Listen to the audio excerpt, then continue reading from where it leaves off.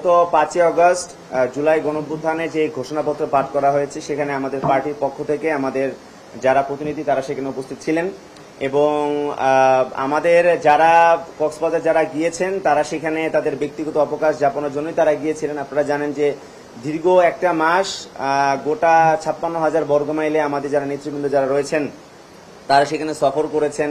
তাদের অনেক ক্লান্তি এবং অবসাদগ্রস্ততা সেগুলো দূর করার জন্য এবং অবশ্যই তাদের একটা স্ট্রেস রিলিজেরও একটা বিষয় ছিল, সেজন্যই তারা সেখানে গিয়েছিলেন।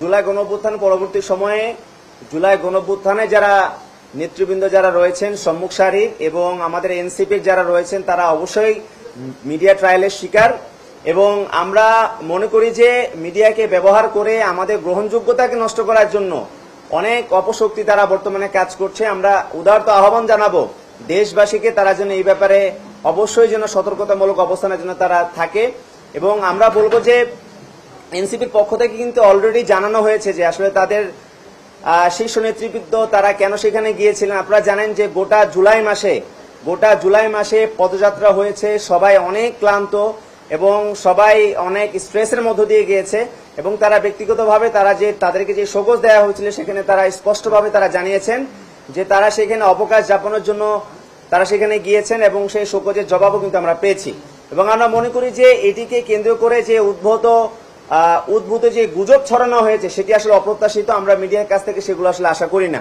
আমরা চাই যে নতুন বাংলাদেশের মধ্যে গণমাধ্যমের যে স্বাধীনতা বর্তমানে আমরা দেখতে পাচ্ছি সেই স্বাধীনতা যেন অবশ্যই যেন অব্যাহত থাকে, সত্যনিষ্ঠ সংবাদ প্রচারের একটা আস্থার জায়গা যেন হয়ে ওঠে গণমাধ্যম।